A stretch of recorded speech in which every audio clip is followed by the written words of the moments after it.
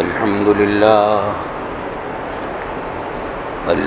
لله نحمده ونستعينه ونستغفره ونؤمن به ونتوكل عليه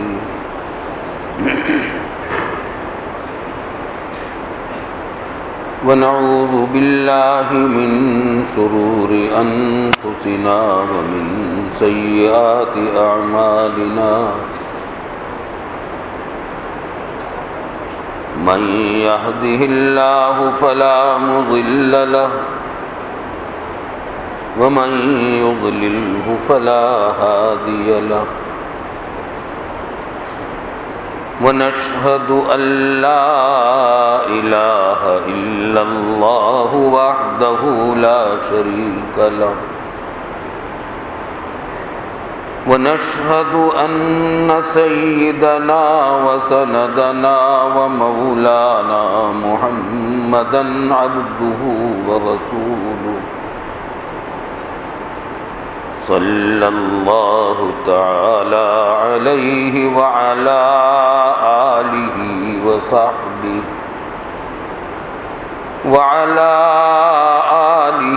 وصحبه أجمعين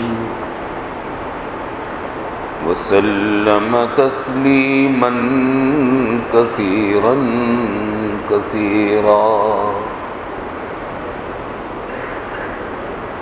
أما بعد فأعوذ بالله من الشيطان الرجيم بسم الله الرحمن الرحيم فمن يعمل مثقال ذرة خيرا يره ومن يعمل مثقال ذرة شرا يره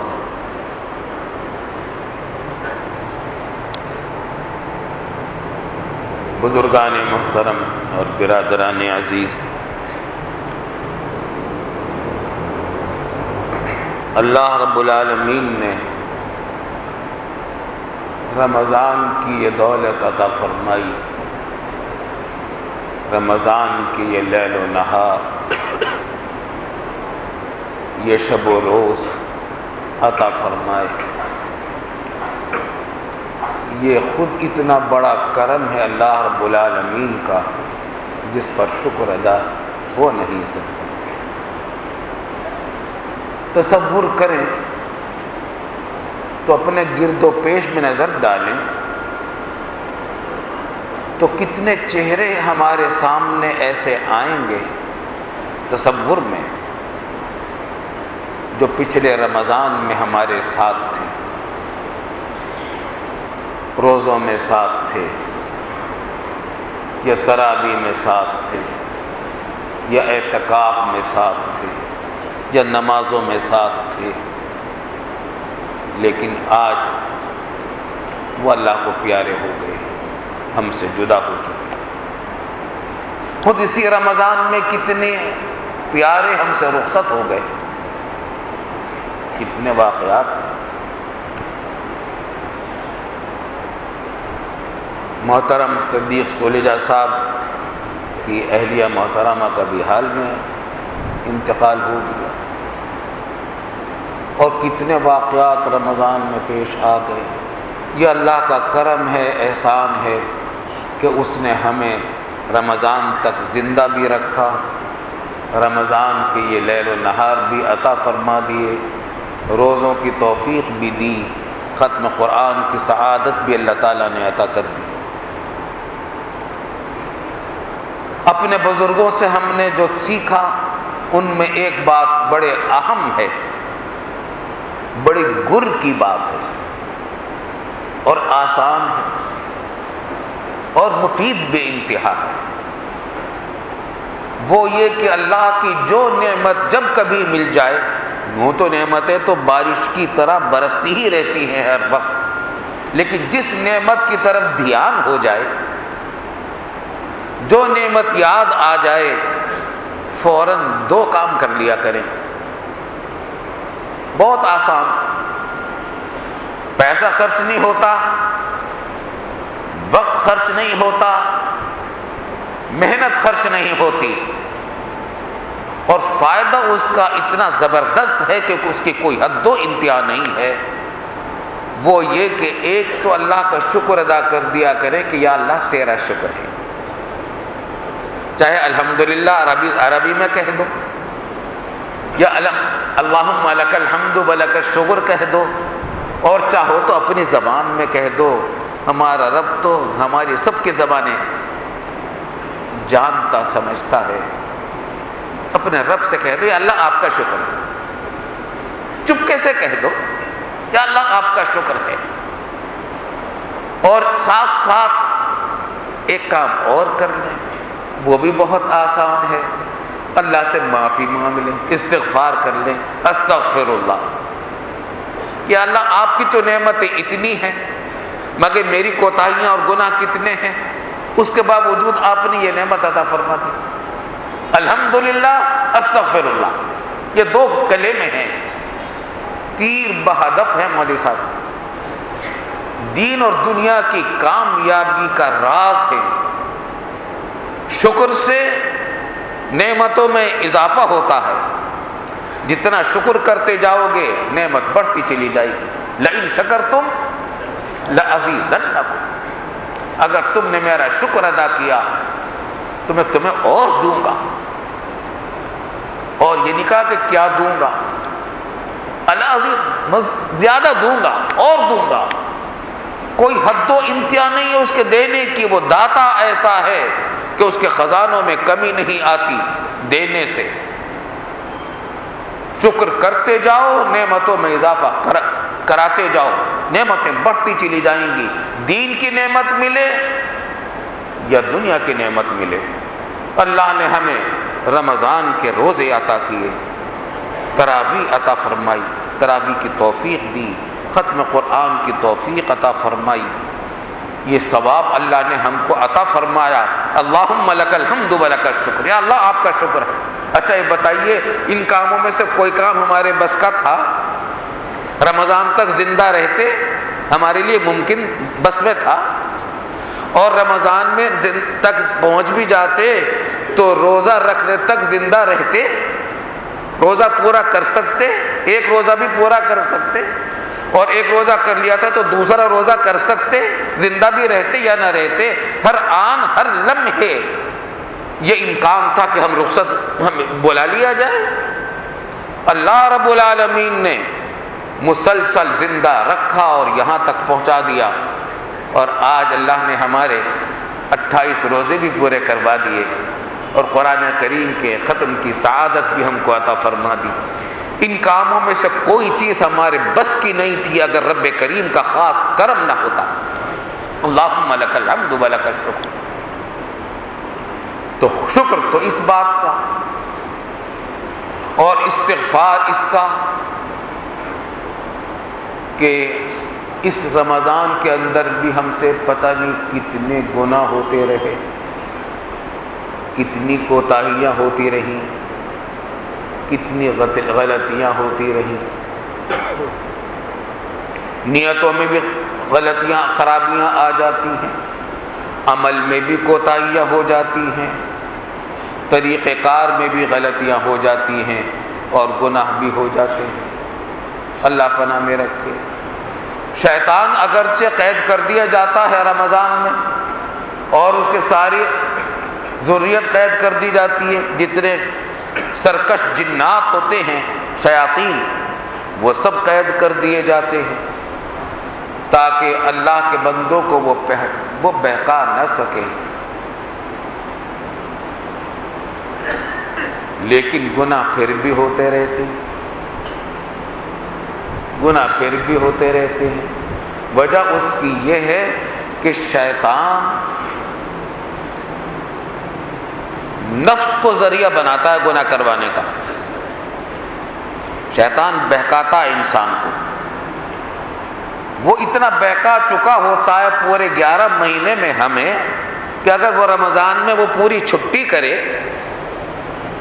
تو ہم لوگ خود کفیل ہوتے ہیں ان تمام گناہوں میں کسی شیطان کی مزید ہمیں یاد دہانی کی ضرورت نہیں ہوتی۔ غیبتوں کی ہمیں عادت پڑی ہوئی ہے، جھوٹ کی عادت بھی بہت سو کو اللہ پناہ میں رکھ کے پڑی ہوئی ہوتی ہے، وعدہ خلافی، بد عہدی، گالم گلوچ، کسی پر تہمت لگا دینا، یہ معمول کے کام ہیں، ہمارے روزمرہ کے کاموں میں عادتیں پڑی ہوئی ہیں۔ بات بات پر کسی کی غیبت کر دی تو شیطان کو رمضان میں کوئی زیادہ پریشانی پیش نہیں آتی، قید ہونے کی وجہ سے وہ نئے گناہ تو نہیں سکھا سکتا ہمیں، لیکن جتنے سکھا دیے ہیں وہی اتنے ہیں کہ نفس ان کا عادی ہو چکا ہے اور عادتیں ہماری خراب ہو گئی ہیں، عادتیں ہماری خراب ہو گئی ہیں۔ بات تو لطیفے کی ہے، چچا غالب شاعر مشہور ہیں، اللہ تعالیٰ ان کی مغفرت کرے، معاف کر دے ان کو، مشہور ہے کہ پیتے پلاتے تھے، تو رمضان میں کسی جگہ چھپے ہوئے تھے، کسی حجرے میں تنہائی میں تھے، کوئی شاگرد ملنے کے لیے آ گیا، دیکھا تو رمضان کے دن میں شراب و کباب کا دور چل رہا تھا، تو غالب سے شاگرد نے استاد سے کہا، استاد جی ہم نے تو سنا ہے کہ شیطان رمضان میں قید ہو جاتا ہے۔ تو غالب ہی تھے، کہنے لگے تم نے اتنا تو سن لیا، یہ بھی سنا کہاں قید ہوتا ہے؟ یہی تو قید ہوتا ہے، اسی کمرے میں قید ہوتا ہے۔ اللہ پناہ میں رکھے، ہمارا نفس شیطان بن چکا ہوتا ہے 11 مہینے کے اندر۔ اس واسطے بہت توجہ کی ضرورت ہے، بہت فکر کی ضرورت ہے۔ جہاں اللہ کا شکر ادا کرنا ہے وہیں اس فکر کی بھی ضرورت ہے کہ ہم جائزہ لیں کہ ہمارے کتنے روزوں کے اندر ہم نے غیبتیں کی ہیں اور کتنے روزوں میں ہم سے جھوٹ لکھا یا بولا گیا ہے اور کتنے روزوں میں ہم سے جھوٹ پر عمل ہوا ہے۔ حدیث میں آتا ہے کہ اگر کوئی شخص، حدیث میں آتا ہے کہ روزہ انسان کے لیے ڈھال ہے، اللہ کے عذاب سے بچانے والا ہے، جب تک اس ڈھال کو پھاڑ نہ دے آدمی، توڑ نہ دے۔ صحابہ نے پوچھا کہ وہ ڈھال کیسے ٹوٹے گی، روزہ کیسے ٹوٹے گا؟ فرمایا کہ جھوٹ سے اور غیبت سے۔ اگر جھوٹ اور غیبت کی تو اس نے اپنی ڈھال کو توڑ دیا جو اللہ کے عذاب سے بچانے والی تھی۔ ایک حدیث میں فرمایا رسول اللہ صلی اللہ علیہ وسلم نے کہ من لم یدع الزور والعمل به فلیس للہ حاجۃ ان یدع طعامہ وشرابہ۔ جس شخص نے رمضان میں روزے میں جھوٹ بولنا نہ چھوڑا اور جھوٹ پر عمل نہ چھوڑا، اللہ کو اس کے کھانے پینے سے بچنے کی کوئی ضرورت نہیں ہے، بھوکا پیاسا رہنے کے اللہ کو کوئی اس کی پرواہ نہیں ہے۔ ایک اور حدیث میں غیبت کے بارے میں ایسا ہی مضمون آتا ہے جس کا حاصل یہی ہے کہ اگر کسی شخص نے غیبت کی دوسرے کی تو اس نے روزہ توڑ دیا۔ اس کا ظاہری تقاضا تو یہ تھا کہ روزہ فریضہ ادا ہی نہ ہوتا، لیکن یہ کرم ہے اللہ رب العالمین کا، دوسرے دلائل سے قرآن و سنت کے فقہا نے لکھا ہے، صراحت کی ہے کہ اگرچہ جھوٹ بولنے کے باوجود، غیبت کرنے کے باوجود، جھوٹ پر عمل کرنے کے باوجود روزے کا فریضہ تو ادا ہو جاتا ہے لیکن ثواب نہیں ملتا۔ روزے کے جو ثواب ہیں، جو فائدے آپ نے پڑھے ہیں، رسول اللہ صلی اللہ علیہ وسلم کا ارشاد ہے کہ من صام رمضان ایمانا واحتسابا غفر له ما تقدم من ذنبه۔ جس شخص نے اللہ کے لیے روزے رکھے ثواب کی خاطر ایمان کے ساتھ روزہ رمضان کے روزے رکھ کے اس کے پچھلے سب گناہ معاف ہو گئے، معاف ہو جاتے ہیں۔ لیکن اگر غیبت کر لی ہے اور جھوٹ بولنا نہیں چھوڑا، غیبت نہیں چھوڑی، جھوٹ پر عمل نہیں چھوڑا، تو یہ فوائد حاصل نہیں ہو۔ صائم کے بارے میں کہ روزے دار کی دعا اللہ تعالیٰ رد نہیں کرتے، جس طرح مظلوم کی دعا رد نہیں ہوتی، صائم کی دعا بھی رد نہیں ہوتی۔ لیکن رمضان کے صائم تو ہو، انہوں نے روزہ غیبت کا بھی تو رکھا ہو، جھوٹ کا بھی تو رکھا ہو، حرام خوری کا بھی تو رکھا ہو، کام چوری کا بھی تو رکھا ہو۔ احادیث میں فرمایا رسول اللہ صلی اللہ علیہ وسلم نے، حدیث میں ہے، لیلۃ القدر میں کیسی بخشش ہوتی ہے، 1000 مہینوں سے زیادہ بہتر ہے لیلۃ القدر۔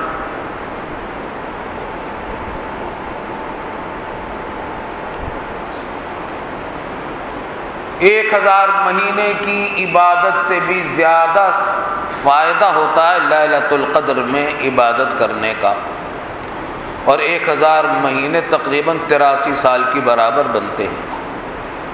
اتنی عمر ہی شاذ و نادر کسی کی ہوتی ہے، ایک لیلۃ القدر میں جاگ کر عبادت کر لی تو ایسا ہو گیا جیسے پوری عمر عبادت میں گزار دی، اور مغفرت ہوتی ہے لاتعداد انسانوں کی۔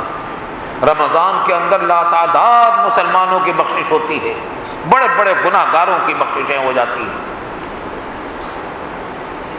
لیکن لیلۃ القدر کے بارے میں فرمایا کہ لیلۃ القدر میں سب زیادہ بخشش ہوتی ہے، رمضان کی ہر رات میں بخششیں ہوتی ہیں، اور لیلۃ القدر میں تو ہر رات میں لیلۃ القدر میں تو اور زیادہ ہوتی ہے۔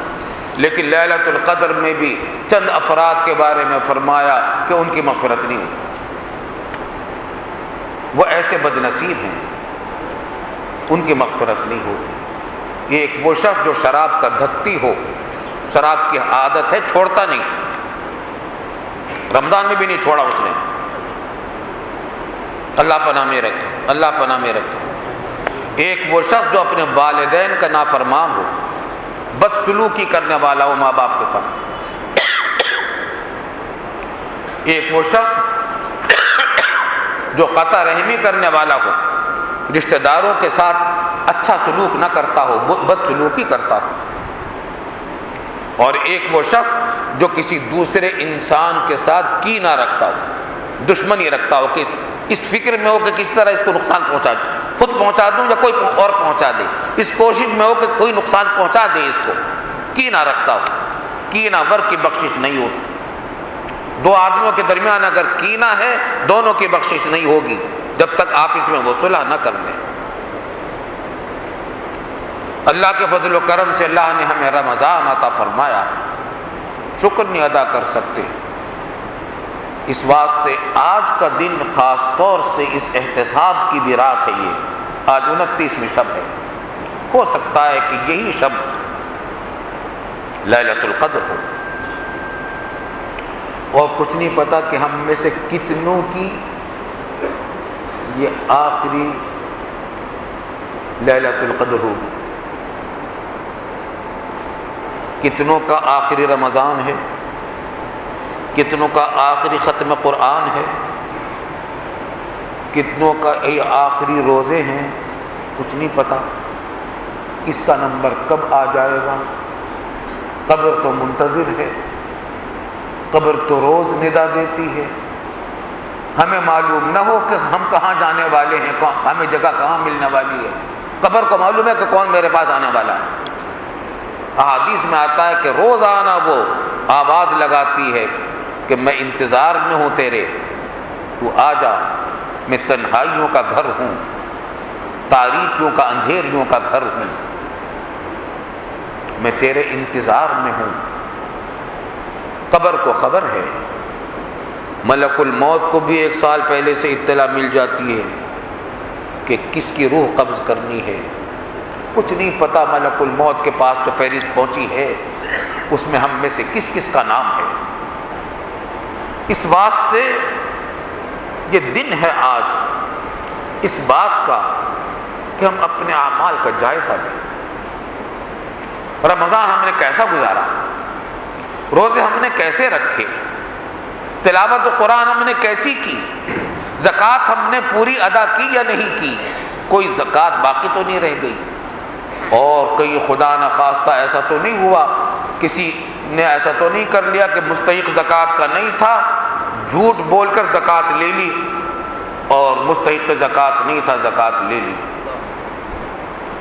یا یہ بھی جائزہ لے کہ رشوتیں بتوں کے نام پر، عیدی کے نام پر، افطاری کے نام پر، ہدیوں کے نام پر، تحفوں کے نام پر، یہ جو چل رہی ہیں ہمارے ملک میں، خدا نخواستہ ان میں سے کوئی مصیبت تو ہم نے مول نہیں لے لی ہے، حرام مال تو نہیں آ گیا ہمارے گھر میں، ہمارے کھانے پینے میں۔ جو روزہ حرام مال سے کھولا جائے گا وہ کیا روزہ قبول ہوگا؟ ہمارے ملک میں بدعنوانی کا راج ہے، اللہ پناہ میں رکھے، اللہ پناہ میں رکھے۔ اگر کوئی مجھ سے پوچھے کہ ہمارے ملک کا سب سے بڑا مسئلہ کیا ہے، سب سے بڑا مسئلہ، کوئی کہے گا بد امنی، کوئی کہے گا مہنگائی، کوئی کہے گا قتل و غارت گری، کوئی کہے گا سیاسی خلفشار، کوئی کہے گا ڈرون حملے، کوئی کچھ، لیکن میں تو دو باتیں عرض کرتا ہوں، دو ہی باتیں ہیں، اللہ پناہ میں رکھے، اللہ پناہ میں رکھے، حرام خوری اور ایک دوسرے کے حقوق کا خیال نہ کرنا۔ اللہ نے یہ دین جو دیا ہے یہ صرف نماز روزے کا دین نہیں ہے، بلا شبہ نماز، روزہ، زکوٰۃ، حج، اور سب سے پہلے کلمہ شہادت، یہ ارکان اسلام ہیں، ان کے بغیر تو اسلام ہی آدمی کا نہیں ہوتا۔ لیکن یہ صرف اتنا نہیں ہے، کسی کو رہائش کے لیے خیمہ مل جائے اور اس میں بانس بھی پورا موجود ہے خیمے کو ٹیکنے کے لیے، اور چاروں تنابیں بھی لگی ہوئی ہیں، ڈوریاں اس کو کسے رکھنے کے لیے۔ اسلام جو 5 ارکان کا نام ہے، اسلام کے 5 ارکان ہیں، اس کی مثال ایک خیمے ہی کسی ہے۔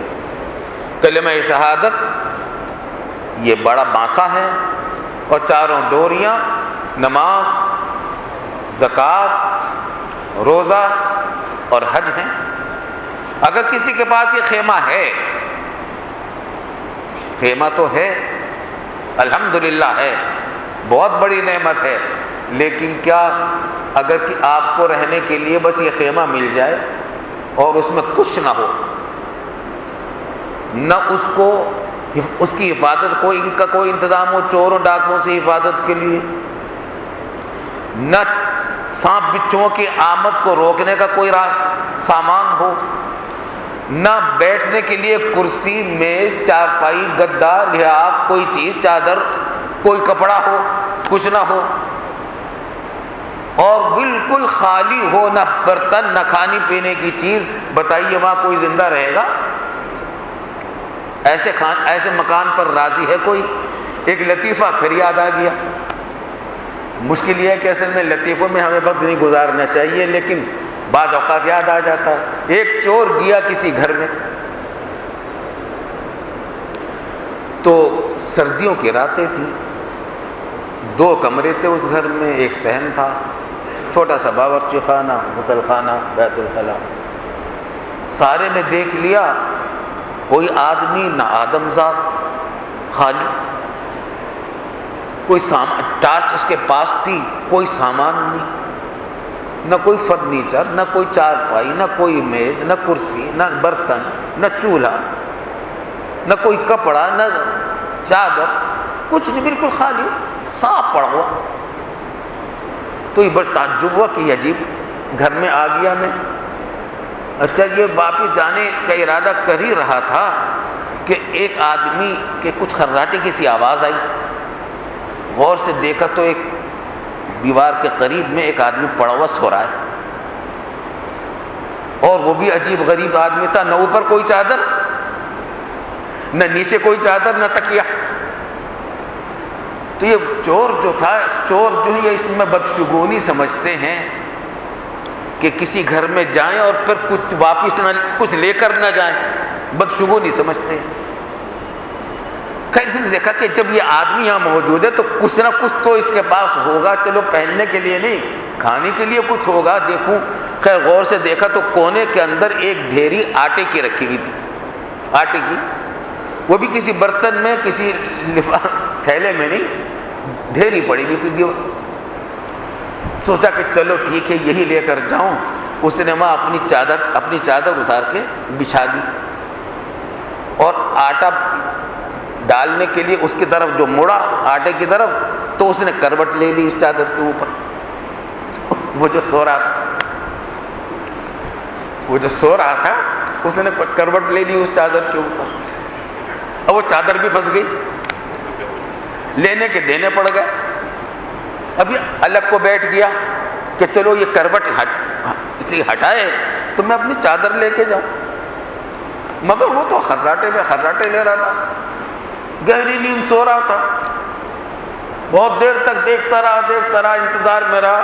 اس نے سوچا کہ یہ تو بہت ہی بدشگونی کی بات ہوگی کہ نہ تو کچھ لے کے گیا بلکہ اپنے دے کے جا رہا ہوں یہاں سے، تو اس میں چادر تو لے کے جاؤں۔ انتظار کرتا رہا، سردی میں سکڑتا رہا، بیٹھا ہوا، اتنے میں فجر کی اذان کی آواز سنائی دی تو بیچارہ ناکام جانے لگا۔ جب دروازے پہ پہنچا تو پیچھے سے آواز آئی، میاں دروازہ بند کر کے جانا۔ پیچھے سے آواز آئی تو اس نے کہا کہ نہیں، کھلا رہنے دے، کوئی اوپر کی چادر بھی دے جائے گا۔ تو خیر ایک گھر تو وہ تھا، خالی گھر ہو، خیمہ ہو جس میں کوئی چیز نہ ہو، آٹے کی ڈھیری بھی نہ ہو، چادر بھی نہ ہو، تو کیا وہ رہنے کے لیے کافی ہے؟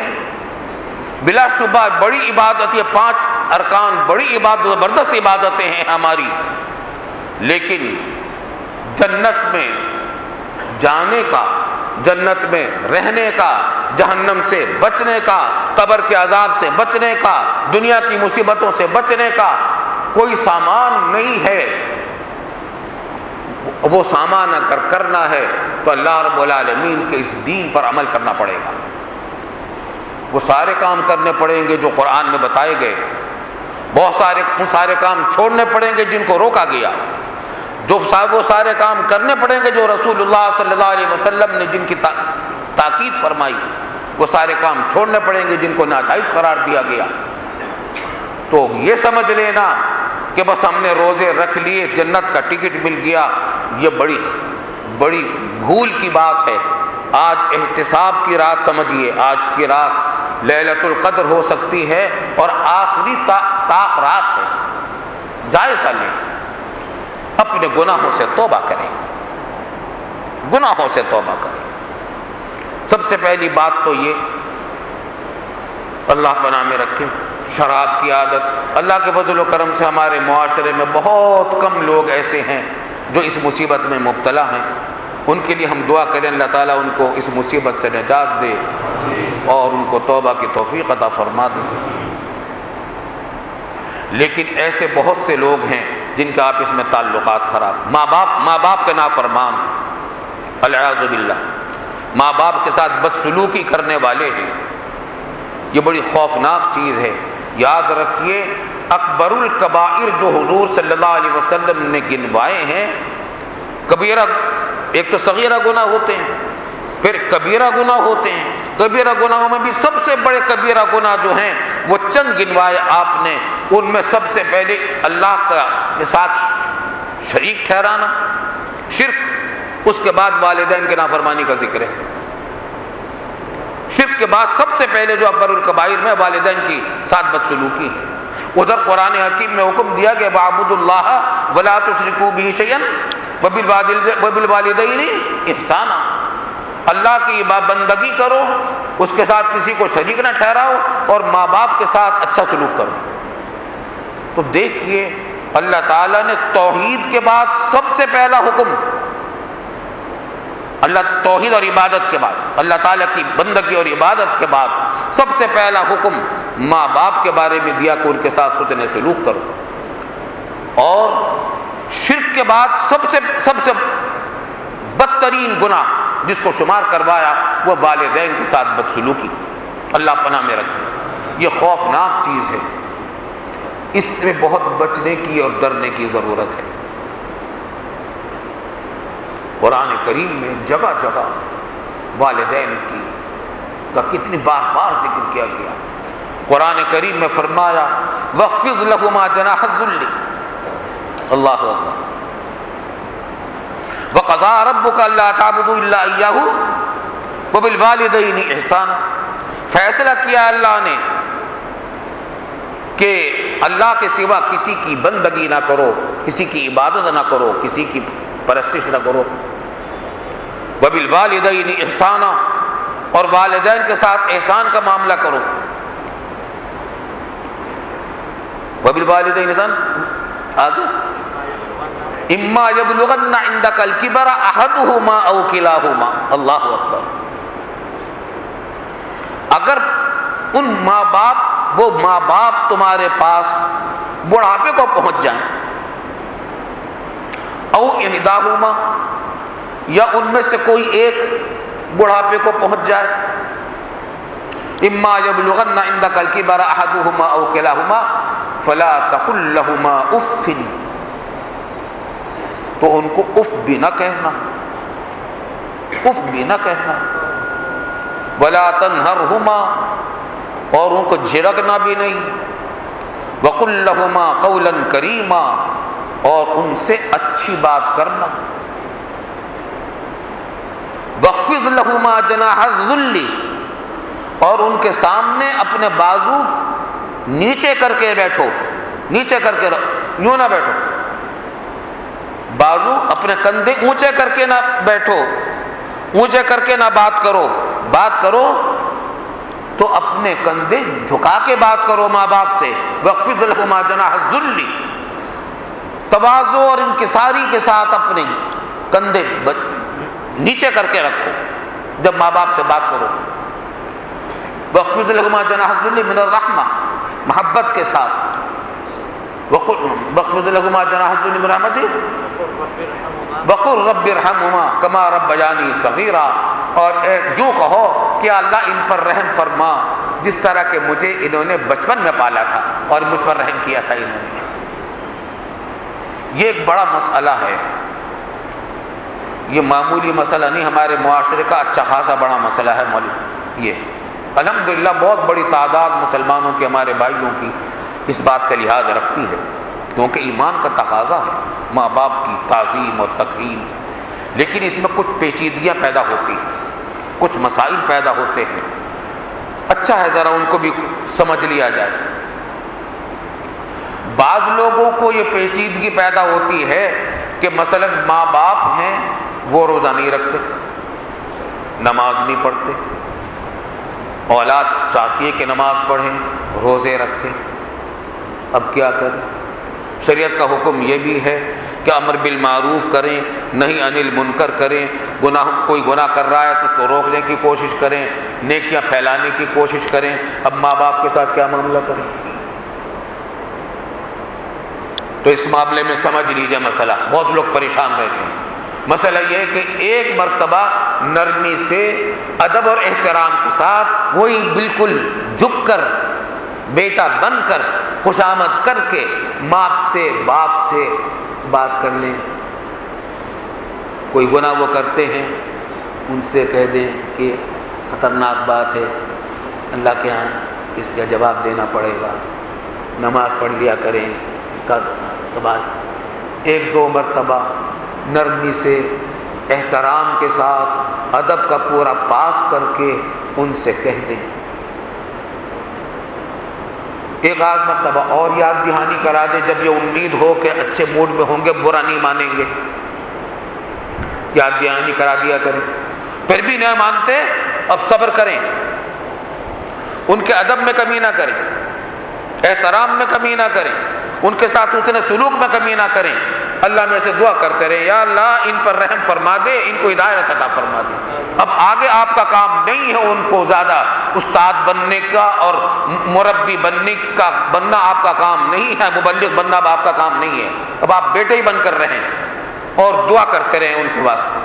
اپنا فریضہ آپ نے ادا کر دیا، آپ نے اخلاص کے ساتھ، محبت کے ساتھ، ادب اور احترام کے ساتھ، حکمت کے ساتھ ایسے وقت میں بات کریں جب وہ اچھے موڈ میں ہوں، اس انداز میں بات کریں، ایسے الفاظ سے بات کریں جس سے ان کو ادنا ناگواری نہ ہو یا کم سے کم ہو۔ 2-4 مرتبہ اس کی بات کر لیں مناسب موقع دیکھ کر، اور پھر بھی نہیں ہوتا تو صبر کریں، ان کی شان میں گستاخی نہ کریں اور ان کے ساتھ حسن سلوک میں کمی نہ کریں۔ یہ شریعت کا حکم ہے۔ بہت سارے ماں باپ مسلمانوں کے کافر تھے، صحابہ کرام۔ حضرت ابو بکر صدیق رضی اللہ تعالیٰ عنہ کے والد ابو قحافہ غیر مسلم تھے، اور بھی متباعض بڑے بڑے جلیل القدر صحابہ کے والد مکہ مکرمہ میں سے تھے اور مدینہ طیبہ میں آئے اور وہ کافر تھے، اور انہوں نے حضور صلی اللہ علیہ وسلم سے مسئلہ پوچھا تو فرمایا کہ تم ان کے ساتھ حسن سلوک کرو، ان کے ساتھ اچھا معاملہ کرو۔ تو ماں باپ معمولی چیز نہیں ہے۔ ماں باپ، حدیث میں آتا ہے کہ ماں باپ تمہارے لیے جنت بھی ہیں جہنم بھی ہیں، اللہ پناہ میں رکھے۔ ماں باپ تمہارے لیے جنت بھی ہیں جہنم بھی ہیں۔ اگر تم ان کو خوش رکھتے ہو، ان کے حقوق ادا کر رہے ہو تو وہ تمہارے لیے جنت ہیں، اور خدا نخواستہ ان کو ناراض کرتے ہو، تکلیف پہنچاتے ہو تو تمہارے لیے جہنم ہے، اللہ پناہ میں رکھے۔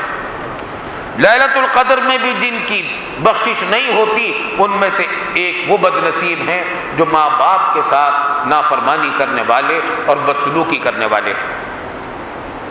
تو ایک تو مسئلہ یہ سمجھ لیجئے اچھی طریقے سے۔ ایک بات اور الجھن کی پیش آتی ہے، وہ یہ کہ ساس بہو کے جھگڑے ہیں، نند بھاوج کے جھگڑے ہیں، دیور بھاوج کے جھگڑے ہیں۔ بیوی آپ کے گھر میں آئی ہے، اپنا خاندان چھوڑ کر، سب کچھ چھوڑ چھاڑ کر، ماں باپ کو چھوڑ کر وہ تمہاری ہو کر تمہارے گھر آ گئی۔ اس نے اپنی زندگی، اپنا مستقبل تم سے وابستہ کر لیا، اپنا رہنا سہنا تمہارے ساتھ کر لیا، تمہارے تابع ہو کر آ گئی وہ ہر چیز میں، تمہارے بچوں کی دیکھ بھال کر رہی ہے، تمہارے گھر کی دیکھ بھال کر رہی ہے۔ اس کے حقوق ہیں، اور معمولی حقوق نہیں ہیں، بہت زبردست حقوق ہیں۔ ان کے حقوق ادا نہیں کیے جائیں گے تو پکڑ ہوگی آخرت میں، چھوٹ نہیں ہے، اللہ تعالیٰ کے ہاں تو حساب ہے۔ اب جھگڑا ہے ماں کا اور بیوی کا، بہن کا اور بیوی کا، بھائی کا اور بیوی کا۔ اب یہاں کیا کریں؟ یہ پل صراط ہے، یہ پل صراط ہے، مشکل کام۔ اب آپ کی ذمہ داری یہ ہے کہ ہر ایک کے حق کو پہچانو، کس حد تک ماں کا حق ہے وہ پورا کرنا ہے، ماں کا، اس میں کمی نہیں کرنی۔ کس حد تک بیوی کا حق ہے وہ پورا کرنا ہے، بیوی کا، اس میں کمی نہیں کرنی۔ اس میں کمی کرو گے یہاں پکڑے جاؤ گے، وہاں کمی کرو گے وہاں پکڑے جاؤ گے۔ یہ پل صراط ہے، نازک ہے، خطرناک بات ہے، مشکل مسئلہ ہے۔ یہ مسئلہ کتابوں سے حل نہیں ہوگا، یہ اللہ والوں، کسی ماہر علماء مفتی حضرات سے جو فتویٰ کا تجربہ رکھنے والے ہوں، اور وہ بھی تجربہ کار مفتی صاحبان ہوں، ایسے حضرات سے ایسے مسئلے میں مسئلہ پوچھا جائے کہ ماں کا مطالبہ یہ ہے، بیوی کا مطالبہ یہ ہے، ماں کا کہنا یہ ہے، بچوں کا مطالبہ یہ ہے، میں کیا کروں، کس حد تک کروں؟ یہ پل صراط سے آپ اکیلے نہ کتابوں کے مطالعے سے گزر سکیں گے اور نہ وعظوں اور تقریروں سے گزر سکیں گے۔ اس میں آپ کو ایک مربی اور رہنما کی ضرورت ہوگی، مربی اور رہنما۔ کوئی کسی کا شیخ، کسی کا اصلاحی تعلق کسی بزرگ سے ہے اور وہ عالم دین بھی ہوں، اس قسم کے مسائل بھی سمجھتے ہیں، ان سے مشورہ کریں، اور ورنہ کسی ماہر مفتی سے، تجربہ کار مفتی حضرات سے مسئلہ پوچھیں اور عمل کریں اس کے اوپر۔ الحمدللہ ہم نے دیکھا بہت سارے گھر جو بگڑ رہے تھے وہ انہوں نے رابطہ کیا اور اللہ کے فضل و کرم سے ان کے گھر بن گئے. تو اس کا بھی جائزہ لینا ہے. ماں باپ اگر کسی کے ناراض ہیں، آج ہی رات میں ماں باپ کو راضی کرنے کی کوشش کریں، اور رات میں اگر سو رہے ہو تو کل دن میں کوشش کریں. ابھی رمضان ختم نہیں ہوا، جتنی کوشش ممکن ہے کر ڈالیں. اسی طریقے سے قاطع رحم، رشتہ داروں کے ساتھ تعلق کو توڑنے والا. بہت سے لوگوں کی عادت ہوتی ہے میں جیسا دوسرے کریں گے ہم بھی کریں گے، وہ ہمیں بلائیں گے تو ہم بھی بلا لیں گے، وہ نہیں بلائیں گے تو ہم بھی نہیں بلائیں گے. یہ صلہ رحمی نہیں ہے. صلہ رحمی اس کو صلہ رحمی کے عربی لفظ ہے صلہ رحمی، یہ بھی اسلام کے فرائض میں سے ہے. اللہ اکبر، کیسے اہم فرائض میں سے ہے. حضرت صلی اللہ علیہ وسلم ایک سفر میں تشریف لے جا رہے تھے.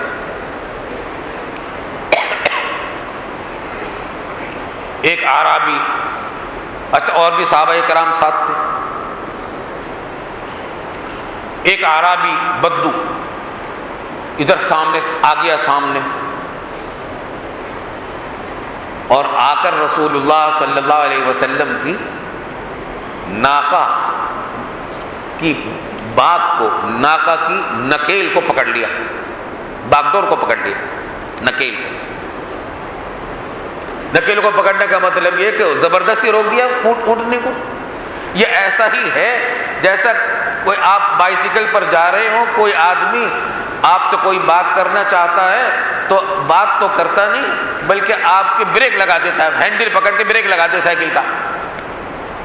کام تو بدتمیزی کا کیا تھا اس نے، کیونکہ آداب سے واقف نہیں تھا، مسئلہ پوچھنا چاہتا تھا. یوں روک کر آپ کو روک دیا چلتے کو. یہ رحمت للعالمین صلی اللہ علیہ وسلم کی شان کریمی ہے. آپ یا مجھ جیسا کوئی آدمی ہو تو اس سے لڑ بیٹھے، میں تم نے میرے سائیکل کو کیوں روکا، بریک کیوں لگایا. مگر وہ تو رحمت عالم صلی اللہ علیہ وسلم کی شان اقدس تھی. تو اس نے کہا کہ مجھے ایک بات بتا دیجیے. عربی نے وہی اپنے انداز میں، وہی بدو پن میں، وہ عمل مجھے بتا دیجیے جو مجھے جنت کے قریب کر دے اور جہنم سے دور کر دے. وہ عمل بتا دیجیے. بس حضور صلی اللہ علیہ وسلم کی شان کریمی. آپ نے صحابہ کرام کو متوجہ کیا اور فرمایا کہ اس کو توفیق ہو گئی ہے، اس کو توفیق مل گئی اللہ کی طرف سے. اور پھر اس سے کہا کہ تم اپنے سوال دہراؤ، تم کیا پوچھنا چاہتے تھے، تاکہ صحابہ کرام بھی سن لیں. اس نے پھر وہ سوال کیا، ما یقربنی الی الجنہ ویبعدنی من النار او کما قال. تو پھر آپ نے فرمایا کہ ان تعبد اللہ ولا تشرک بہ شیئا. آپ نے کچھ ارکان اسلام بتائے، وتصل ذا رحمک، ارکان اسلام بتائے اور کہا کہ صلہ رحمی کرو. یہ اعمال تمہیں جنت میں پہنچانے والے اور جہنم سے بچانے والے. تو اس وقت خاص اعمال 3-4 بتائے ہیں، سارا اسلام تو نہیں بتانا تھا، لیکن ان میں بھی صلہ رحمی کو ساتھ ذکر کر دیا رسول اللہ صلی اللہ علیہ وسلم نے. جب اس کو بتا دیا تو فرمایا کہ اچھا اب تو میری ناقہ کو چھوڑ دے، اب تو میری ناقہ کو چھوڑ دے. پھر چھوڑ دیا. تو صلہ رحمی ایسا حکم ہے قرآن کریم میں، جگہ جگہ اس کی فرضیت کا بیان ہے. فاعبدوا اللہ ولا تشرکوا بہ شیئا وبالوالدین احسانا وبذی القربى، ذی القربى رشتہ دار. اب رشتہ داروں میں جو زیادہ قریب ہے اس کا زیادہ حق ہے، جو درجہ آنچ ہوتی ہے. تو قاطع رحم وہ شخص جو قطع رحمی کرنے والا ہو، رشتہ داروں سے ملنا جولنا چھوڑ دیا، میل جول چھوڑ دیا، سلام کلام چھوڑ دیا، یہ حرام ہے. بہت ہی بدترین گناہ کبیرہ میں سے ایک گناہ کبیرہ ہے، اور ایسا کبیرہ گناہ ہے کہ لیلۃ القدر میں بھی اس جرم کے کرنے والے کی بخشش کا وعدہ نہیں ہے. اور یہ واقعات بہت ہیں. اب ہوتا کیا ہے، جھگڑے تو ہوتے ہیں، ہر ایک یوں کہتا ہے کہ غلطی اس کی ہے. ہر ایک یوں کہتا ہے غلطی اس کی ہے، فیصلہ کیسے ہو؟ عدالت میں جائیں گے، عدالت میں تو نہیں ہو سکے گا فیصلہ، کیا کریں گے؟ کچھ نہیں کریں گے فیصلہ، تو وہاں تو کرنا پڑے گا، وہاں تک جواب تو دینا پڑے گا۔ بھئی اس کو ہم حل کرو، اور اس کا آسان طریقہ سب سے اچھا اور اللہ کے نزدیک سب سے زیادہ پسندیدہ اللہ اکبر یہ ہے، اس جھگڑے کو چھوڑ دو کہ غلطی کس کی زیادہ ہے کس کی کم ہے، کس نے پہلے کی تھی کس نے بعد میں کی، اس جھگڑے کو چھوڑ دو، یہ مسئلہ طے نہیں ہوگا۔ عمر بھر جھگڑے کرتے رہو گے، یہ مسئلہ طے ہی نہیں ہوگا۔ ہر ایک تم کہو گے کہ اس نے پہل کی تھی، وہ کہے گا اس نے پہل کی تھی، یہ کہے گا اس نے زیادہ ظلم کیا، وہ تم کہو گے کہ اس نے زیادہ ظلم کیا۔ اس کا سیدھا سادہ راستہ یہ ہے کہ اللہ کی خاطر، اللہ کی رضا کے لیے، اللہ کو راضی کرنے کے لیے اس کو معاف کرو کہ بھائی جو کچھ تمہاری طرف میں چھوڑتا ہوں، معاف کرتا ہوں، میں جھگڑا ختم کرتا ہوں، تم بھی مجھے معاف کرو۔ اور سب سے زیادہ افضل وہ آدمی جو پہل کرے اس کام کے اندر۔ آپ نے مثلا اپنے کسی رشتہ دار سے کہا کہ بھائی دیکھو ہمارے تعلقات خراب ہیں، میں اللہ کے لیے معاف کرتا ہوں جو کچھ ہے، میں اس بحث میں نہیں جاتا غلطی کس کی ہے نہیں، بس میں چھوڑتا ہوں، معاف کرتا ہوں۔ وہ دوسرا بھی کہتا ہے میں بھی معاف کرتا ہوں، ثواب دونوں کو ملے گا، لیکن جس نے پہل کی تھی اس کو سب زیادہ ثواب ملے گا۔ تو آپ پہل کرنے والے بنیں، آپ پہل کرنے والے بنیں گے تو دوسرا بھی راضی ہو جائے گا، اس کے انتظار میں نہ رہے کہ وہ پہل کرے۔ بات سمجھ میں آتی ہے نا؟ بھائی اس کا تو قطع رحمی سے بچ جائیے۔ کیا دنیا کی زندگی ہے کتنے روز کی؟ اگر آپ نے اپنی مونچھیں نیچی کر لی اور اپنی بات کہہ دی میں چھوڑ دی، معاف کر دیا، نیچے نہیں ہوگی، یاد رکھیے مونچھیں نیچی نہیں ہوتی۔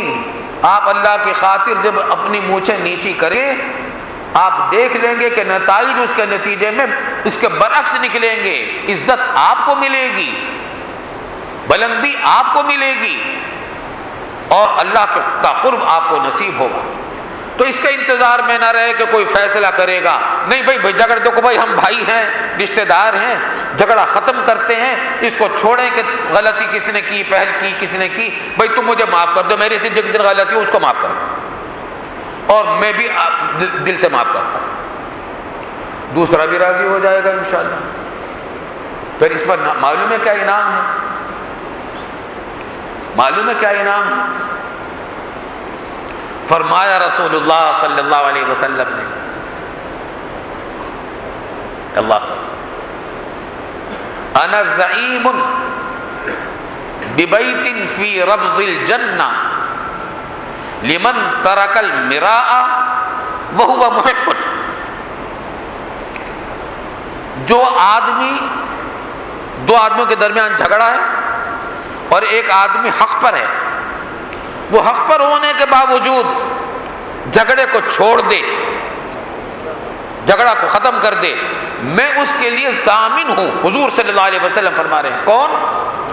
شافع محشر، صاحب المقام المحمود، صاحب حوض کوثر، شفیع المذنبین، صاحب شفاعت کبریٰ، وہ کہہ رہے ہیں کہ صرف یہ نہیں کہہ رہے کہ میں اس کی سفارش کروں گا، نہیں، کہہ رہے میں ذمہ دار ہوں، ضمانت لیتا ہوں اس کے لیے جنت کے اندر گھر دلوانے کا۔ اگر ہمارا ایمان ہے اپنے تاجدار دو عالم سرور کونین صلی اللہ علیہ وسلم پر، تو تھوڑی دیر کے لیے اپنی انانیت کو پس پش ڈال دیجئے، اپنی دل کی بڑائی کو چھوڑ دیجئے، اللہ کی خاطر چھوٹے بن جائیے، پھر اللہ تعالیٰ آپ کو بڑا ہی کرے گا، کیونکہ ایک اور وعدہ ہے رحمت للعالمین صلی اللہ علیہ وسلم کا، فرمایا کہ من تواضع للہ رفعہ اللہ، جو خاکساری اور تواضع اور انکساری اختیار کرتا ہے اللہ کے لیے، اللہ تعالیٰ اس کو سربلندی عطا فرماتے ہیں، اس کو عزت بڑھاتے ہیں۔ تو خوب سمجھ لیجئے، تواضع سے عزت میں کمی نہیں آتی، عزت میں اضافہ ہوتا ہے۔ تو بھائیوں تو باتیں بہت لمبی ہو جاتی ہیں، اور یہ رات اصل میں عبادت کی رات ہے، اور زیادہ وقت تقریروں میں زیادہ لگنا اس راتوں میں، اصل رات کا جو مقصد ہے وہ تو اصل ان راتوں میں عبادت ہے، لیکن چونکہ بھائیوں کا اصرار ہوتا ہے، خواہش بھی ہوتی ہے، اور مجھے بھی یہ محسوس ہوتا ہے کہ 12 مہینوں میں اتنا موقع اور اتنا دل توجہ سے سننے کی طرف مائل نہیں ہوتا، اس واسطے یہ باتیں میں نے کچھ عرض کر دی ہیں۔ تو خلاصہ میری باتوں کا یہ ہے کہ احتساب کیا جائے، اللہ کا شکر ادا کریں۔ سب سے پہلے بات اللہ کا شکر ادا کریں، یا اللہ آپ کا شکر ہے، آپ نے روزے رکھوا دیے، تراویح کروا دی، ختم قرآن کرا دیا، یہ بہت بڑا انعام ہے۔ کتنے لوگ ہیں جو بیچارے محروم رہ گئے، بہت اللہ کا شکر ادا کریں۔ ماشاءاللہ آج انہوں نے جو دعا کروائی ہمارے مولانا نعیم صاحب نے، تو حمد ہی سے دعا کی ہے، اور مختلف جہتوں سے اللہ تعالیٰ کی حمد کی اور تعریف کی ہے، شکر ادا کیا ہے، کیونکہ اللہ تعالیٰ کا شکر ادا کرنے سے نعمتوں میں اضافہ ہوتا ہے۔ تو اللہ تعالیٰ نے یہ فضل فرمایا کہ ہمیں روزوں کی توفیق دی، تراویح کی، تلاوت کی، دعاؤں کی، ختم قرآن کی، شکر بھی ادا کریں اور احتساب بھی کریں۔ اچھا، اور احتساب میں بہت سارے گناہ تو یاد آ جائیں گے، بہت سارے یاد بھی نہیں آئیں گے، اس واسطے استغفار کریں کہ استغفر اللہ ربی من کل ذنب ما اتوب الیہ، یا اللہ میرے سب گناہوں سے معافی مانگتا ہوں، ربنا ظلمنا انفسنا وان لم تغفر لنا وترحمنا لنکونن من الخاسرین، ہم نے تو اپنی جانوں پر ظلم کیے ہیں، بے شمار گناہ کر ڈالے ہیں، ہمیں تو گناہ یاد بھی نہیں ہے، بہت سارے گناہوں کی ہمیں خبر بھی نہیں ہوتی، یا اللہ آپ کو خبر ہے، آپ معاف کر دیجئے، آپ پروردگار ہیں، آپ رحمان ہیں اور رحیم ہیں، معاف فرما دیجئے۔ کسی کی غیبت کی ہو، کسی کا حق مارا ہو، اس کا کیا ہوگا؟ گناہ تو معاف ہو گئے، لیکن اگر جس کی غیبت کی ہے، کسی کو تھپڑ مارا تھا، کسی پر تہمت لگائی تھی، کسی کا مذاق اڑایا تھا، اس کو ذلیل کیا تھا، کسی کا مال مار لیا تھا دھوکہ دے کر، رشوت لے لی تھی، دھوکہ زبردستی پیسہ چھین لیا تھا، چوری کر لی تھی، وغیرہ وغیرہ، لوگوں کے حق مار لیے تھے، ان کا کیا ہوگا؟ ان کا تو حساب دینا پڑے گا، ان کا تو حساب دینا پڑے گا، ان کا تو حساب دینا پڑے گا۔ وہ استغفار سے بھی معاف ہونے کا وعدہ نہیں ہے، توبہ سے بھی معاف ہونے کا وعدہ نہیں ہے۔ بندوں کے حقوق تو یا تو ان کو حق ادا کرو جب معاف ہوں گے، یا حق والا معاف کر دے۔ اللہ تعالیٰ اس معاملے میں حق والے کو اختیار دیتا ہے کہ تو معاف کرے گا تو میں بھی معاف کر دوں گا، ورنہ نہیں۔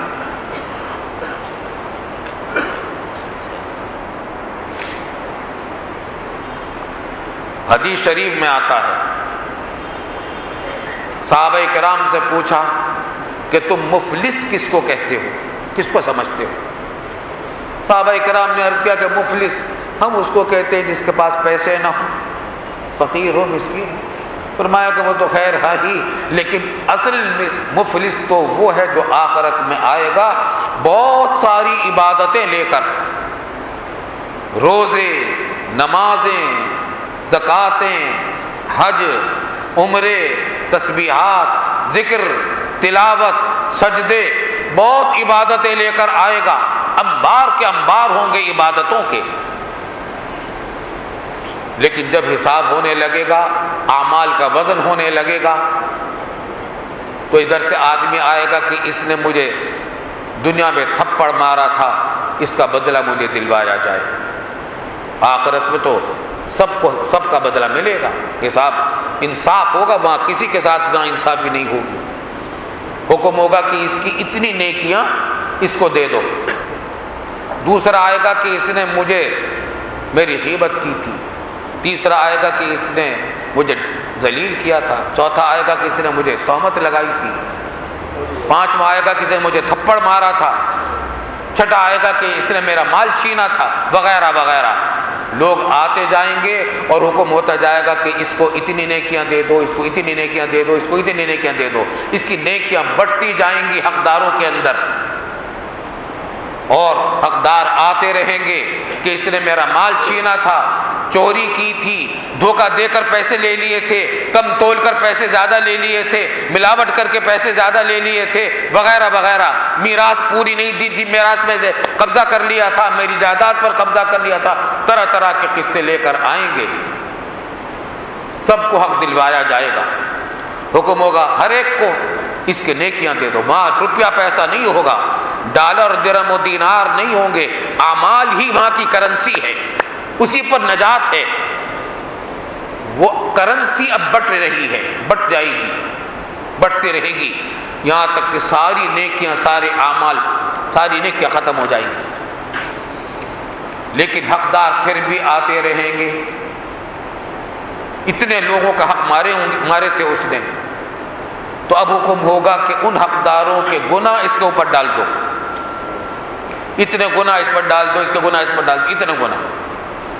چنانچہ لایا تھا نیکیوں کے انبار، باقی رہ جائیں گے گناہوں کے انبار۔ حکم ہوگا کہ گھسیٹ کے جہنم میں پھینک دو اس کو۔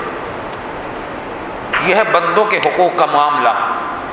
بھائی یہ بہت خطرناک بات ہے، پریشانی کی بات ہے، فکر کی بات ہے، کیونکہ وہ ایک رات میں ادا نہیں ہو سکتے۔ تو میں آپ سے اس کا کچھ نسخہ بتا دیتا ہوں، اللہ تعالیٰ اس پر عمل کی توفیق دے۔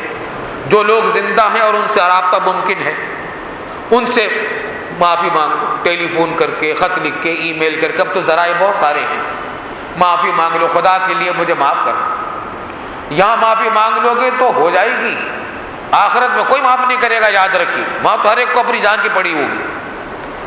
معافی مانگ لیجیے، اور اگر کوئی معاف نہیں کرتا تو اس سے کہہ دو اچھا تمہاری اتنے روپے میرے پاس رہ گئے ہیں، میں تمہیں دوں گا، اور عزم کر لے، ارادہ کر لے، پکا وعدہ کر لے کہ میں دینا شروع کروں گا جب بھی مجھے گنجائش ہوگی، پکا وعدہ کرے اور کوشش میں لگ جائے ادائیگی کرنے میں۔ رشوت لی تھی کسی سے، اس کی رشوت کو واپس کرے، وہ سامان ختم ہو گیا تو اتنی قیمت واپس کرے، اللہ پناہ میں رکھے۔ کام چوری کر کے تنخواہ زیادہ پوری لے لی تھی اور کام ڈیوٹی پوری نہیں دی تھی، حرام کے پیسے کھائے تھے، کچھ پیسے تنخواہ میں سے حرام کے پیسے بھی تھے، کیونکہ کام چوری کی وجہ سے تنخواہ پوری لے لی اور کام پورا نہیں کیا، تو اس کے بھی معافی، یہ تو معافی مانگ لو کہ بھائی دیکھو اس قسم کی باتیں ہوئی ہیں، میں آپ کے یہاں ملازمت کر چکا ہوں، اس قسم کی باتیں ہوئی ہیں، اگر ہوا ہے تو مجھے معاف کر دو، معاف کروا لیں۔ اور جو معاف نہیں کرتے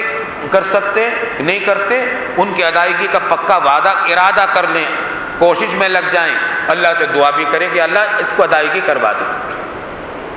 اور جو لوگ مر چکے ان کے وارثوں کو ڈھونڈیں، ان کو وہ پیسے واپس کرنے کی کوشش کریں اگر پیسے ہیں، اور اگر پیسے نہیں ہیں تو اب ان کے بارے میں ایک کام کریں، ان کے لیے جتنا ہو سکے ایصال ثواب کرتے رہا کریں، صدقہ خیرات کر کے ایصال ثواب کر دیں۔ مثلا کسی کا دل دکھایا تھا، اب اس کا کیا بدلہ، اس کا وارثوں سے کیا وارث بھی موجود ہے تو ان سے تلافی تو نہیں کرائی جا سکتی، تو جتنے لوگوں کا کسی کا دل دکھایا تھا، کسی کو تہمت لگائی تھی، کسی کو ڈانٹا ڈپٹا تھا، کسی کو تھپڑ مارا تھا، تو ان کے لیے ایصال ثواب کریں۔ یا کسی کا مال آپ کے ذمہ رہ گیا تھا مگر اس کا وارث موجود نہیں ہے، آپ کے علم میں نہیں ہے، ان کے لیے بھی صدقہ خیرات کریں اور ایصال، بلکہ حساب اگر کوئی مر گیا ہے اور آپ کو یاد ہے کہ اس سے آپ نے پیسے ناجائز طریقے سے لیے تھے، اس کا حساب کریں اور اس کا حساب کر کے اتنے پیسے اس کی طرف سے صدقہ خیرات کریں، غرباء فقراء و مساکین کو دیں۔ اور اگر مالی معاملات نہیں تھے، ویسی زبانی تکلیفات پہنچانے کی تھی، تھپڑ مارا تھا، کچھ کیا تھا، تکلیف پہنچائی تھی، تو ان کو ایصال ثواب کرتے رہا کریں اور ان کے لیے دعائے مغفرت کرتے رہا کریں، قرآن کریم کی تلاوت کر کے ایصال ثواب کر لیں، عمرے کو جاتے ہیں عمرے کا ثواب ان کو پہنچا دیں، طواف کا ثواب ان کو پہنچا دیں، تلاوت کا ثواب پہنچا دیں، صدقہ خیرات کا پہنچا دیں، یہاں رہتے ہوئے بھی ثواب پہنچاتے رہیں، عمر بھر ان کے لیے دعا کرتے رہیں، تو اللہ کے رحمت سے امید ہے کہ انشاءاللہ جان بخشی ہو جائے گی۔ اللہ تعالی ہماری سب کی جان بخشی فرما دے اور ہم سب کا بیڑا پار فرما دے، اور جتنے مراحل ہیں، بڑھاپے کے ہیں، موت کے ہیں، قبر کے ہیں، میدان حساب کے ہیں، اعمال کے وزن کے ہیں، اعمال دائیں بائیں میں ہاتھوں میں آئیں گے، اس کا مرحلہ ہے، پھر پل صراط کا گزر ہے۔ یا اللہ ان سارے مراحل کو آسان فرما کے ہمارے اوپر رحم فرما دے۔ یا اللہ اپنے رسول پاک صلی اللہ علیہ وسلم کے صدقے اور طفیل میں ان سارے مراحل کو آسان فرما دے۔ کوشش بھی کریں، دعا بھی کریں، اللہ تعالی ہمیں سب کو اس میں کامیابی عطا فرمائے۔ وآخر دعوانا ان الحمدللہ رب العالمین۔ دعا بھی کر لیں، الحمدللہ دعا اچھی خاصی کافی ہو چکی ہے ختم قرآن پر، اس وقت دعا مختصر کر لیجیے۔ اللہم صلی علی سیدنا و مولانا محمد مبارک وسلم علیہ۔ ربنا تقبل منا انك انت السميع العليم وتب علينا انك انت التواب الرحيم يا حي يا قيوم برحمتك نستغيث اصلح لنا شأننا كله ولا تكلنا الى انفسنا طرفة عين ربنا ظلمنا انفسنا وان لم تغفر لنا وترحمنا لنكونن من الخاسرين ربنا تقبل منا انك انت السميع العليم وتب علينا انك انت التواب الرحيم واعف عنا واغفر لنا وارحمنا انت مولانا فانصرنا على القوم الكافرين ربنا لا تجعلنا فتنة للقوم الظالمين ونجنا برحمتك من القوم الكافرين ربنا هب لنا من ازواجنا وذرياتنا قرة اعين واجعلنا للمتقين اماما یا حی یا قیوم برحمتک نستغیث اصلح لنا شأننا كله ولا تکلنا الى انفسنا طرفة عین اللهم لا تدع لنا ذنبا الا غفرته ولا ہما الا فرجته ولا دینا الا قضیته ولا حاجة من حوائج الدنيا والآخرة إلا قضيتها ويسرتها يا أرحم الراحمين ولا تدع بنا مرضا ولا وجعا إلا شفيتنا منه بفضلك وكرمك يا أرحم الراحمين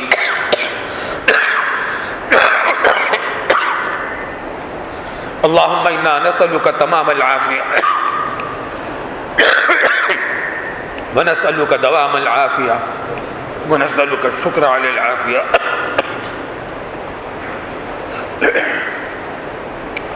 اللهم إنا نسألك تعجيل عافيتك ودفع بلائك اللهم إنا نسألك تعجيل عافيتك ودفع بلائك اللهم إنا نسألك تعجيل عافيتك ودفع بلائك یا اللہ یا رحمان یا رحیم ہمارے تمام گناہوں کو معاف فرما دے۔ یا ربنا الکریم ہمارے سب گناہوں کو معاف فرما دے، چھوٹے بڑے سب گناہوں کو معاف فرما دے، کھلے چھپے سب گناہوں کو معاف فرما دے بفضلک وکرمک یا ارحم الراحمین، اگلے پچھلے سب گناہوں کو معاف فرما دے بفضلک وکرمک یا ارحم الراحمین۔ یا من لا تضرہ الذنوب ولا تنقصہ المغفرہ هب لنا ما لا ينقصك واغفر لنا ما لا يضرك انك انت الوهاب انك انت الوهاب انك انت الوهاب يا حي يا قيوم برحمتك نستغيث ربنا اعنا ولا تعين علينا وانصرنا ولا تنصر علينا وامكر لنا ولا تمكر علينا واهدنا ويسر الهدى لنا وانصرنا على من بغى علينا ربنا افرغ علينا صبرا وثبت اقدامنا وانصرنا على القوم الكافرين واعف عنا واغفر لنا وارحمنا انت مولانا فانصرنا على القوم الكافرين انت مولانا فانصرنا على القوم الكافرين انت مولانا فانصرنا على القوم الكافرين انت مولانا فانصرنا على القوم الكافرين انت مولانا فانصرنا على القوم الكافرين یا اللہ ہمارے تمام گناہوں کو معاف فرما دے، یا اللہ ہمارے روزوں کو قبول فرما دے، ہمارے روزوں میں نقائص بہت رہ گئے، یا اللہ ان نقائص کے بغیر قبول فرما لے اور ان کا وہ ثواب عطا فرما دیجیے جو آپ اپنے نیک بندوں کو عطا فرماتے ہیں۔ یا اللہ ہماری تراویح نمازیں عبادتیں تلاوتیں ساری اپنے بارگاہ میں قبول فرما دیجیے، بہت ناقص عبادتیں ہماری تھیں، یا اللہ ہماری عبادتوں میں ہمیشہ نقص ہی رہتا ہے، آپ کی شان کی عبادت تو ہم کبھی بھی نہیں کر سکتے۔ یا اللہ ان تمام نقائص کے باوجود محض اپنے فضل و کرم سے ہماری ان ٹوٹی پھوٹی عبادتوں کو قبول فرما دیجیے، ہماری ناقص عبادتوں کو پوری عبادت شمار کر لیجئے، اور ان کا وہ ثواب عطا فرما دیجئے جو آپ اپنے نیک بندوں کو عطا فرماتے ہیں۔ یا اللہ اس رمضان میں ہم نے جتنی اچھی دعائیں کی ہیں وہ سب اپنی بارگاہ میں قبول فرما دے۔ یا اللہ صرف آپ ہی کا در ہے، آپ کے اس در کے سوا کوئی در نہیں۔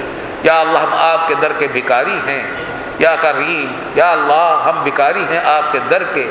یا اللہ ہمارے ہاتھ آپ کے سامنے پھیلے ہوئے ہیں، یا اللہ ہمیں یقین ہے کہ یا ہمارے ہاتھ یہ خالی نہیں واپس جائیں گے۔ یا اللہ آپ ہمارا دامن مراد بھر دیجئے، یا اللہ دامن مراد بھر دیجئے، آپ کے پاس کسی چیز کی کمی نہیں۔ یا اللہ آپ داتا ہیں، آپ رحمان الرحیم ہیں، آپ ہمارے رب ہیں، ہمارے مالک ہیں۔ یا اللہ ہمارے پیدا کرنے والے ہیں، رزاق ہیں۔ یا اللہ ہماری ساری حاجتیں آپ کو معلوم ہیں، ہماری ساری مرادیں آپ کو معلوم ہیں۔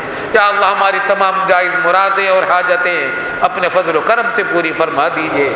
یا اللہ ہماری تمام جائز مرادیں اور حاجتیں اپنے فضل و کرم سے پوری فرما دیجئے۔ یا اللہ ہماری تمام جائز مرادیں اور حاجتیں اپنے فضل و کرم سے پوری فرما دیجئے۔ یا اللہ ہماری ساری بری عادتوں سے ہم کو نجات عطا فرما دیجئے، ہماری عادتوں کی اصلاح فرما دیجئے، ہمارے جو تعلقات دوسروں سے خراب ہیں ان کو ٹھیک کر دیجئے۔ یا اللہم الف بین قلوبنا واصلح ذات بیننا، اللہم الف بین قلوبنا واصلح ذات بیننا، اللہم الف بین قلوبنا واصلح ذات بیننا۔ یا اللہ ہمیں اپنے ماں باپ کا فرما بردار اولاد بنائیے۔ اب سے جو کوتاہیاں اس میں ہوئی ہوں یا اللہ ان کو معاف کر دیجئے، اور ہمارے ماں باپ سے بھی معاف کروا دیجئے۔ یا اللہ ہمیں اپنے رشتہ داروں کا حقوق ادا کرنے والا بنا دیجئے، ان کی حقوق کی ادائیگی میں ہم سے جو کوتاہیاں ہوئی ہیں ان کو معاف فرما دیجئے۔ یا اللہ اور ان سے بھی معاف کرا کے اس کا اجر عظیم آپ ان کو اپنے پاس سے عطا فرما دیجئے۔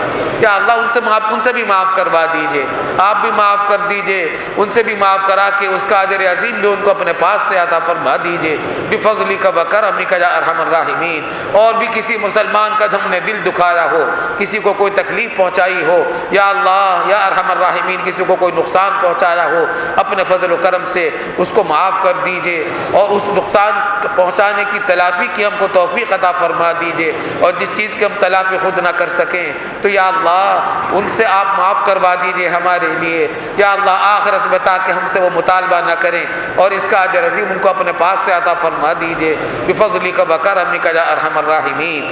یا اللہ ہمارے تمام بیماروں کو شفاء کامل عاجل مستمر عطا فرما دیجئے۔ یا اللہ ہمارے تمام بے روزگار بھائیوں کو حلال روزگار وسعتوں والا برکتوں والا عزت کے ساتھ جلدی عطا فرما دیجئے۔ یا اللہ ہمارے مقروض بھائیوں اور بہنوں کے قرضے جلدی آسانی کے ساتھ عزت کے ساتھ ادا کروا دیجئے۔ یا اللہ ہمارے معاشرے میں جو لڑکے اور لڑکیاں شادی کے قابل ہیں اور ان کے رشتے نہیں ہوئے، شادیاں نہیں ہوئیں، یا اللہ ان کے اچھے رشتے کروا دیجئے، اچھی جگہوں پر شادیاں کروا دیجئے، اور ان شادیوں میں برکتیں عطا فرما دیجئے، خیر و برکت پیدا فرما دیجئے۔ یا اللہ ہمارے کاروباروں میں برکت عطا فرما، یا اللہ ہمارے جان و مال اور آبرو میں برکت عطا فرما، ہماری اولاد میں اور ہمارے تمام کاروبار میں برکت عطا فرما۔ یا اللہ ہمیں حرام خوری سے بچا لیجئے، کام چوری سے بچا لیجئے، ہمیں رزق حلال وسعتوں والا برکتوں والا عطا فرما۔ یا اللہ جو حرام ہم نے اگر کبھی کھایا ہے تو یا اللہ اس کی تلافی کی توفیق عطا فرما دیجئے، اس کے وبال سے ہم کو بچا لیجئے بفضلک وکرمک یا ارحم الراحمین۔ یا اللہ ہم سے جس نے دعا کے لیے کہا یا لکھا ہے ان کی تمام جائز مرادیں اور حاجتیں آپ کو معلوم ہیں، یا اللہ ان کی تمام جائز مرادیں اور حاجتیں اپنے فضل و کرم سے پوری فرما دیجئے، ان کی بھی اور ان کے سب متعلقین کی بھی، ہماری بھی اور ہمارے سب متعلقین کی بھی تمام جائز مرادیں اور حاجتیں اپنے فضل و کرم سے پوری فرما دیجئے۔ یا اللہ ہمارے وطن پاکستان یہ آپ کا بڑا عظیم الشان عطیہ ہے، ہم نے اس کی ناشکریاں بہت کی ہیں آپ کی اس انعام کی۔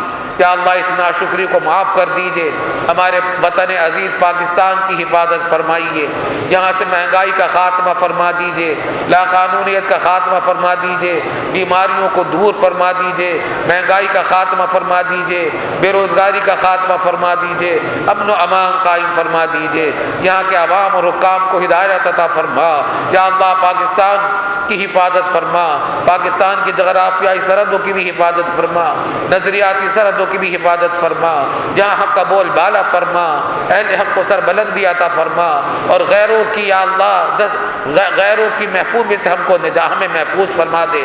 اللہم لا تسلط علینا من لا یرحمنا، اللہم لا تسلط علینا من لا یرحمنا، اللہم لا تسلط علینا من لا یرحمنا۔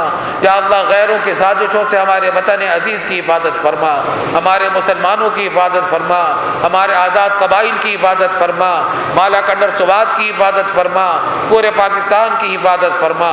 یا اللہ ہمارے سارے اہل پاکستان کی حفاظت فرما، دشمنوں کے شر سے ہمیں یا اللہ ہم کو نجات عطا فرما دے بفضلک وکرمک یا ارحم الراحمین۔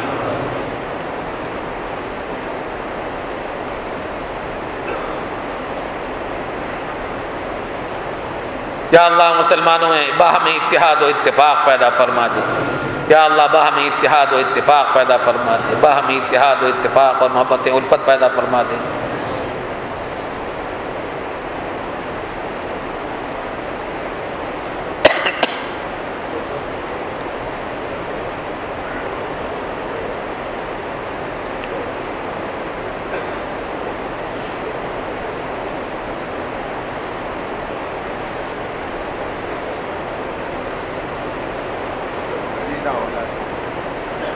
یا اللہ جن لوگوں کو جن کے پاس نرینہ اولاد نہیں ہے اور ان کو خواہش ہے، یا اللہ ان کو نرینہ اولاد بھی عطا فرما دیجیے۔ جو بے اولاد ہیں یا اللہ ان کو بھی صالح اولاد عطا فرما دے، جو جن کے نرینہ اولاد نہیں یا اللہ ان کو صالح نرینہ اولاد عطا فرما دے، یا اللہ صالح نرینہ اولاد عطا فرما دے، یا اللہ صالح نرینہ اولاد عطا فرما دے بفضلک وکرمک یا ارحم الراحمین۔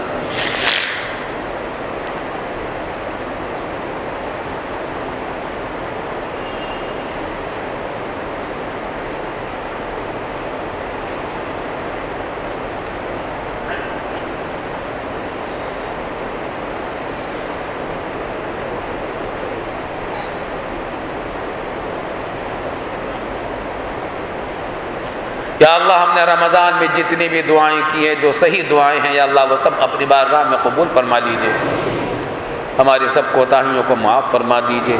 یا اللہ ہماری آنے والی عید کو ہماری لازوال مسرتوں کا ذریعہ بنا دیجئے۔